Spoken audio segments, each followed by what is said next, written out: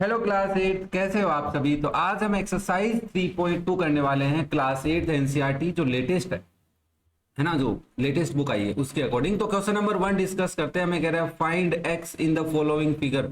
इसका ए पार्ट हम कर रहे हैं पहले। तो आपको ये डायग्राम बहुत अच्छे से दिख रहा होगा, फिर भी मैं तुम्हारे लिए बना देता हूँ। देखो बच्चा, एक ट्राइंगल होता है। पहले कैसा होता है ध्यान से सुनना भाई, ये एक बहुत इंपॉर्टेंट बात है, तुम्हारे को तो समझा रहा हूँ, ध्यान से देखना। आपके पास बच्चा एक ट्राइंगल हो, तो ये आपका एक ट्राइंगल है। इस ट्राइंगल में अगर आप एक साइड को प्रोड्यूस करते हैं तो ये एक एक्सटीरियर एंगल बनता है। फिर इसी पॉइंट से दूसरे साइड वाली को प्रोड्यूस करो तो एक एक्सटीरियर बनता है। ऐसे इधर प्रोड्यूस करोगे तो एक एक्सटीरियर। गलती यहाँ पे होने के चांस ये हैं तुम्हारे कि एक्सटीरियर ड्रॉ करना गलत कर सकते हो। कैसे कर सकते हो मैं बता देता हूँ। अगर किसी बच्चे ने यहाँ पे ऐसे बना दिया और अब वो कह रहा है ये एक्सटीरियर, तो गलत है, ठीक है ना। ये ध्यान रखना आप। तो आप इस चीज को ध्यान रखना कि आप एक लाइन को प्रोड्यूस कर सकते हैं, दो साइड में एक लाइन को नहीं कर सकते। जैसे इधर इसने प्रोड्यूस कर रखा है, इधर भी इसने प्रोड्यूस कर रखा है, और इधर भी इसने प्रोड्यूस कर रखा है। दिख रहा होगा भाई सबको ना। अब देखो ये एक्सटीरियर एंगल्स हैं। क्या है एक्सटीरियर एंगल, और किसके एक्सटीरियर एंगल है? तो मेरे हिसाब से ये ट्राइंगल है तुम्हारा। इतना तो पता कर सकते हो कि ट्राइंगल है। अब हमें एक रूल पता है कि सर कोई भी पॉलीगन हो, कैसा भी हो, कैसा भी हो मतलब कितनी भी उसकी साइड हो, उनके एक्सटीरियर एंगल का सम कितना होता है? 360 degree. Sum of exterior angle of a triangle, हम यहां पे सिर्फ ट्राइंगल की बात कर रहे हैं, तो इक्वल्स टू 360 डिग्री होता है। ये हम सिंस लगा के लिख सकते हैं कि हम ये जानते हैं। देयरफॉर इस डायग्राम से आप देखो कि एक एंगल 125 डिग्री है, दूसरा भी 125 है, और तीसरा कितना है बचा? x डिग्री का है। इक्वल्स टू कितना होगा? 360 डिग्री, क्योंकि ये सम है। किसका सम है? Exterior angle of a triangle. एक ट्राइंगल के एक्सटीरियर एंगल है सर। अगर मैं 125 को और 125 को प्लस करता हूं बच्चा, तो कितना आएगा? 250 आएगा, plus x degree equals to 360 degree. और सबसे पहले तुमने यही चैप्टर पढ़ा है कि वेरिएबल की वैल्यू कैसे निकालते हैं, सोलर लीनियर इक्वेशन। तो इस 250 को उधर ले जाओगे तो 360 डिग्री माइनस 250 डिग्री कितना आएगा? x की वैल्यू आ जाएगी 110 डिग्री। क्या बात क्लियर है? अगर हमारे को एक एक्सटीरियर एंगल नहीं पता है तो हम पता कर सकते हैं। कैसे करते हैं? Sum of exterior angle is equal to 360 degree से। तो ये आपका पार्ट ए हो गया।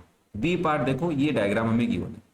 अब तुम एक चीज नोटिस करो कि अगर आपके पास एक स्ट्रेट लाइन हो, उस स्ट्रेट लाइन के ऊपर एक साइड में अगर ऐसा सिंबल है तो इसका मतलब है ये 90 डिग्री है। पहली बात तो कितना डिग्री है? 90। तो स्ट्रेट लाइन में लीनियर पेयर ऑफ एंगल होते हैं, तो उसके हिसाब से हम बोल सकते हैं इस एंगल का और इस एंगल का सम 180 होगा। इसकी वजह से दूसरा भी कितने का होगा? 90। जैसे ये डायग्राम में देखो, ये वाला इंटीरियर एंगल 90 दे रखा है, तो क्या मैं बाहर वाला भी 90 बोल सकता हूँ क्या? हाँ बोल सकते हो सर। इधर बाहर वाला कितना दे रखा है? 90 दे रखा है। इंटीरियर हमें चाहिए नहीं। अब ये एक पॉलीगन है और इसमें कितनी साइड है पता करो, काउंट करो कितनी साइड है। वैसे तो साइड से मतलब है नहीं, तो 1 2 3 4 5, कितनी साइड है? 5 साइड। तो हम बोलेंगे since sum of exterior angles of a polygon, कि किसी भी पॉलीगन, अब यहां पे मैं लिखने को पेंटागोन लिख सकता था, बट हम पॉलीगन की बात कर रहे थे। कितना होता है? 360 डिग्री ही होता है। ये रूल हमेशा याद रखना, चाहे वो रेगुलर पॉलीगन हो या रेगुलर नहीं हो, ठीक है ना। रेगुलर नहीं हो मतलब उसकी साइड और एंगल इक्वल नहीं हो, तभी भी तुम ये बोल सकते हो कि उसके एक्सटीरियर एंगल का सम कितना आएगा? 360 डिग्री ही आने वाला है। तो इसके हिसाब से आप बोलोगे देयरफॉर। अब मैं यहां से स्टार्ट कर रहा हूं, पहले 70 डिग्री ले लेते हैं, फिर कितना है? x है, फिर कितना? 90 ले लेते हैं, फिर 60 डिग्री है, प्लस 90 डिग्री। डायग्राम को थोड़ा अच्छे से देखना, क्या पता वो कहीं पे इंटीरियर एंगल दे रखा और तुम उसको एक्सटीरियर समझ के लिख दो। डायग्राम में एंगल देख लेना, बाहर ही बने होने चाहिए ना। अब आप एक चीज नोटिस करो, इसमें क्या करना होगा? 70 को 90 को 60 को 90 को प्लस करना होगा। तो मैं 70 प्लस 90 करता हूं तो 160 आता है। 9 प्लस 7 16 होता है।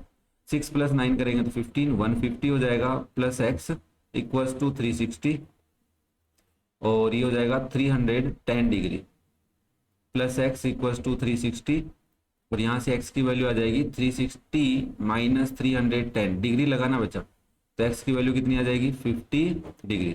तो जो आपका x है वो कितने डिग्री का आ गया? 50 डिग्री आ चुका है। उम्मीद कर रहा हूँ यहाँ तक क्वेश्चन नंबर 1 में किसी बच्चे को कोई डाउट नहीं रहा होगा। फिर भी अगर डाउट है तो कमेंट करके जरूर बताना बच्चा मेरे को। नेक्स्ट देखो क्वेश्चन नंबर 2, बहुत ही प्यारा क्वेश्चन है। Find the measure of each exterior angle of a regular polygon. देखो आपका अगर वो बोलता है कि रेगुलर पॉलीगन है बच्चा, क्या बोलता है? Regular polygon. तो रेगुलर पॉलीगन का मतलब क्या है? Sides are equal, sides are equal, sides are equal and angles are equal. Angles भी क्या है? इक्वल है। तो इस पॉइंट ऑफ व्यू से हम ये बोल सकते हैं कि सर रेगुलर है, इसका मतलब इंटीरियर एंगल इक्वल है, तो एक्सटीरियर भी क्या रहे होंगे? इक्वल रहे होंगे। तो इस बात से हम क्या समाधान निकालें? हमने एक समाधान निकाला कि मान लो, देखो भाई ध्यान से सुनना, बहुत ही इंपॉर्टेंट बात बता रहा हूं, कि अगर आपके पास कोई क्वाड्रिलेटरल है, मान लेते हैं हमारे पास क्या है सर? एक क्वाड्रिलेटरल है, ये एक क्वाड्रिलेटरल है और इसके ये एक्सटीरियर एंगल ले लेता हूं मैं। ध्यान से सुनना एक बार, बहुत ही मजेदार बात है, एक बार समझ में आ जाएगी, फिर टेंशन ही नहीं है। मैं कह रहा हूं कि अंदर के सारे एंगल इक्वल है। ये अगर x है तो ये भी x है, ये भी x है और ये भी x है, इसलिए हमने इसको क्या, इसकी चारों साइडें भी क्या है? इक्वल है। समझ लो एक बार, है ना, रफली। तो अगर इसके चारों साइडें इक्वल है और चारों एंगल इक्वल हैं, तो हमें ये पता है कि सर यहाँ पे अगर मैं देखूं तो ये एक लीनियर पेयर बना रहा है, ऐसे करके लीनियर पेयर बना रहा है। तो अगर ये x है तो बाहर वाला मैं y ले लेता हूं, तो इस कंडीशन में भी वो y ही रहेगा। क्यों? क्योंकि अंदर का एंगल तो x है। मान लो अंदर x की वैल्यू 60 डिग्री है, तो y की वैल्यू कितनी होगी? 180 माइनस 60 करोगे तो कितनी आएगी? 120 डिग्री आएगी। हाँ सर आएगी। तो इधर भी y 120 आएगा, इधर भी y और इधर भी y। इसका मतलब अगर इसमें 4 साइड है तो 4 इंटीरियर एंगल बने होंगे, तो 4 ही क्या बने होंगे? Exterior angle. तो y plus y plus y plus y कितना होना चाहिए? 360 होना चाहिए। तो 4y कितना होना चाहिए? 360। तो y की वैल्यू कितनी आएगी? 360 डिवाइड बाय 4। अब हमने इसको एक फॉर्मूला बना लिया था कि अगर हमारे को एक्सटीरियर एंगल पता करना हो, each exterior angle of, each लिख देता हूं मैं यहाँ पे, each exterior angle of regular polygon. ये फॉर्मूला गिवन होता है कि अगर रेगुलर पॉलीगन का ईच एक्सटीरियर एंगल पता करना हो तो 360 डिग्री डिवाइड बाई n हो जाता है, where n is number of side, number of sides. क्या इतनी बात क्लियर है कि क्यों ये फॉर्मूला लगाते हैं हम और कहां से आता है? क्योंकि कई बार बच्चे बेसिक्स का वीडियो देखते नहीं और फिर वो अचानक सॉल्यूशन देखते हैं। तो मैंने समझाया है तुम्हारे को कि ये फॉर्मूला आता कैसे, जो मैं अब लगाने वाला हूं। तो उम्मीद कर रहा हूँ इतनी बात समझ में आ गई। तो इसका मतलब ये मैं थोड़ा सा आपको बता दूं कि अगर आपने बेसिक्स नहीं देखे हैं तो भी घबराने की जरूरत नहीं है। चैनल को कर लो सब्सक्राइब और तुम्हें हर एक क्वेश्चन का कॉन्सेप्ट भी यहाँ पे समझाया जाएगा, हर एक क्वेश्चन के अंदर। ठीक है, अब सुनो, इसके सॉल्यूशन के लिए फर्स्ट पार्ट का देखते हैं। ठीक है, नंबर ऑफ साइड्स जिसको आप बोलोगे n, कितनी गिवन है? 9। तो हम कहेंगे each exterior angle of polygon, या रेगुलर लिखना पड़ेगा यहाँ पे क्योंकि पॉलीगन नहीं लिखेंगे हम, regular polygon, regular polygon of 9 sides, कि 9 साइड वाले रेगुलर पॉलीगन की वैल्यू क्या हो जाएगी? 360 डिग्री डिवाइड बाय 9 हो जाएगी। चाहो तो आप फॉर्मूला लिख सकते हो यहाँ पे कि since exterior angle of a regular polygon, exterior angle of regular polygon equals to 360 degree divide by n होता है। यहाँ पे ईच भी लिख देना यार, भूल जाओगे नहीं। ठीक है, तो इसका मतलब 9 से कटेगा 4 टाइम तो 40 आएगा, तो ये वैल्यू आ जाएगी 40 degree. So each exterior angle of 9 side polygon, regular polygon कितना आएगा भाई? कितना आएगा बच्चा पार्टी? 40 डिग्री आएगा। अब ऐसे ही सेकेंड पार्ट का सॉल्यूशन लिखोगे, नंबर ऑफ साइड कितनी है? नंबर ऑफ साइड्स n की वैल्यू कितनी है तुम्हारे पास? 15 है सर।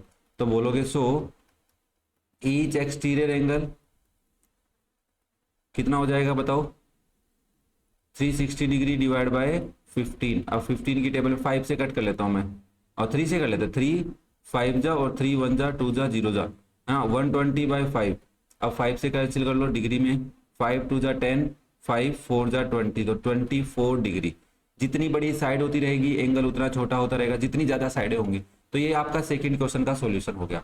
कैसा लगा सॉल्यूशन कमेंट करके जरूर बताना। वीडियो पसंद आए तो बच्चों लाइक करना, अपने दोस्तों के साथ शेयर करना और चैनल को कर लो सब्सक्राइब और एक प्यारा सा कमेंट करके मुझे जरूर बताना कि समझ में आया कि नहीं आया।